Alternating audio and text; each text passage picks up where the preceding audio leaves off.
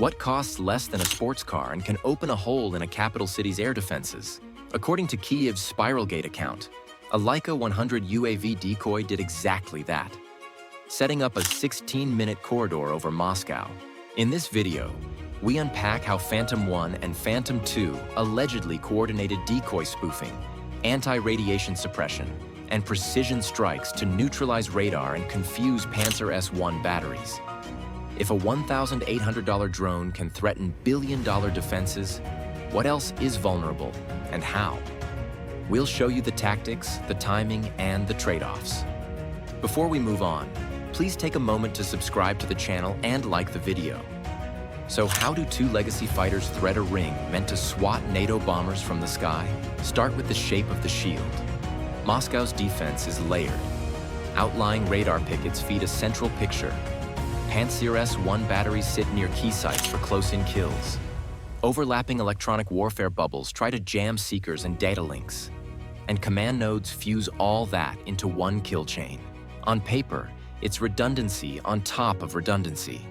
The kind of net that should tag anything with a metal skin and a heat plume before it gets within city limits. The catch is in how that net works when it's busy. Radars hop frequencies to dodge jamming. Many sites keep optical backups to follow shapes even when the air goes noisy. Units drill counter UAV routines daily now. Yet small, cheap systems keep slipping through. That contradiction points to the weak joints, not the walls. The chain is 4 steps.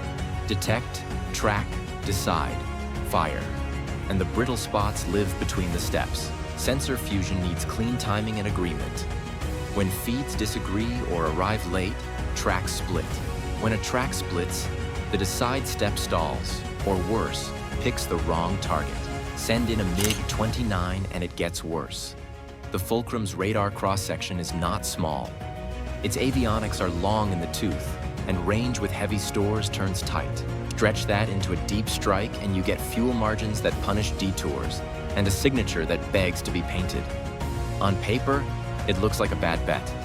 So the rumored answer was to cut the picture down without pretending to be invisible. Crews worked seams with tape to kill bright radar corners.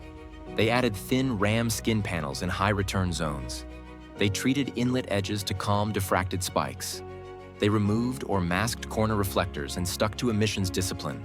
No idle radios, no chirpy transponders, no wandering radars. None of that makes a MiG disappear. Each change trims a few % off detection range. Stack enough trims and the first radar that would have seen you at, say, 60 kilometers now gets you at 45. That is time you can use. Costs tilt the table further. A decoy that runs between $1,800 and $20,000 can tease a defense into burning multi-million-dollar interceptors and high-value sensor tasking. Think of it like a lockpick against a bank vault door. You don't beat the steel. You beat the sequence that opens it. You make the guard look left, then move on the right. The steel stays strong while the process breaks. Before the strike, reports pointed to odd blinks in certain radar sectors along one approach path, intermittent dropouts, then clean returns. That suggests the shield wasn't just watched. It was tested, timed, and mapped. If a feed flickers at a pattern, you can plan a pass that lands in the flicker's rhythm. That's not a hole in the wall. It's a light switch that stutters. Now add the alleged Phantom 1 and Phantom 2 upgrades. Low power, low probability of intercept radios whisper instead of shout. Passive navigation rides the radar warning receiver, letting ground emitters paint a map without emitting back. Conformal stores hug the fuselage, cutting drag and smoothing the radar outline. Thermal masking on the exhaust lowers the heat bloom that cues optically guided systems. Each tweak shaves detection range and shortens the defender's decision cycle. When you compress reaction time, a battery's ideal intercept window narrows to a slice. With the shield mapped and the signature shaved, the next move isn't speed, it's misdirection. What opens a city-sized blind spot? Not speed, sequence. SpiralGate built a timing ladder that treated the defense like a queue. Phantom 1 took the front, low and quiet, cutting under the main lobes where ground clutter eats range. Phantom 2 sat offset and cold, holding emissions until the board looked crowded. The first act wasn't a dash. It was setting the table so the defenders had to play the next card you wanted. The lever was a Leica 100 UAV decoy. It carried a radar skin that spoofed a fast mover's signature and locked into a velocity gate that said fighter, not quadcopter. That mattered, because search radars rank tracks by how fighter-like they look. The decoy's return walked through those filters and made fire control units swing their gaze. Pantsir operators saw a confident track line and a speed profile they were trained to respect, so they pivoted off axis, turning guns and missiles toward the wrong square. You could ask, don't they expect drones by now? They do. They backstop with optical tracking and throw electronic warfare at slow movers. That's the point. The decoy forces emitters to switch modes and pass the track between radars and cameras in a predictable rhythm. Each handoff is a little pause. Each mode change has a tell. When you know the tells, you can time the next step. The trap sprung when emitters brightened to classify the decoy. Phantom 2 finally spoke, not with a radar ping, but with an anti-radiation missile. Think of an ARM as a bloodhound with one obsession: the loudest lamp in the dark. The moment a radar shouts to figure out what the Leica is, the missile has a clear tone to follow. It doesn't need a full picture. It needs the noise that says, "I'm here." The chosen target sat in the stitching. A Cross A4 jamming unit or its paired radar acted like the seamstress, tying sector feeds together and blinding seekers that came close. One hit doesn't rip the net apart, but it snags the thread. When that node drops, radar sectors retask, trying to rebuild the picture from the edges. The timing ladder counted on that scramble.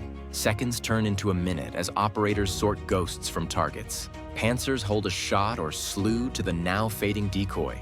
Data links hiccup as routing flips. That's the start of the corridor.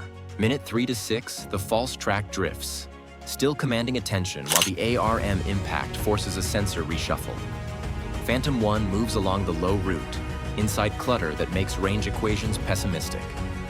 Minute 7 to 10, the fused picture lags. Tracks split, then merge late. Operators chase the higher confidence return, which still isn't the jet. Phantom 2 rides the offset lane, keeping emissions cold and letting ground radars illuminate the path like signposts on the RWR. At minute 11, the corridor hits full width. Tasking orders ripple across the net, but the handoffs arrive out of phase. Phantom 1 pushes weapon release, a high-explosive AAM derivative, wired for air-to-surface work, arcs into a government complex perimeter, set to trigger alarms and security lockdowns. Seconds later, Phantom 2 puts a pair into a power node, the Kunivo plant transformers, aiming at protection relays and oil-cooled cores that don't like sudden stress. The goal isn't spectacle. It's cascading alerts and a short grid collapse that forces new priorities on every console in the city. Lights drop for roughly 14 minutes. Dispatch software reroutes, then fails over. Elevators halt and trap riders. Encrypted links fall back to scratchy VHF, and command posts lose shared dashboards. Windows crack from overpressure. Fires pop in multiple blocks. Responders roll, but coordination lags because the common picture reloads in fragments. Those minutes are expensive. If a decoy and one ARM can wobble a capital's warning grid, the next move is obvious. Adapt the attack faster than the defense can reset. A cheap decoy that makes $1 billion shield raise its voice turns that shout into a beacon. When emitters light up, they guide the next strike and widen the gap they meant to close. That is the uncomfortable physics of modern defense. So here's the question. If a $4 million play can rent 16 minutes over a capital, what does deterrence look like when every transmitter paints itself and every small drone holds a master key? The answer points away from stockpiles and toward judgment. The next race isn't for more missiles. It's for faster decisions, quieter sensors, and fewer assumptions waiting to be exploited.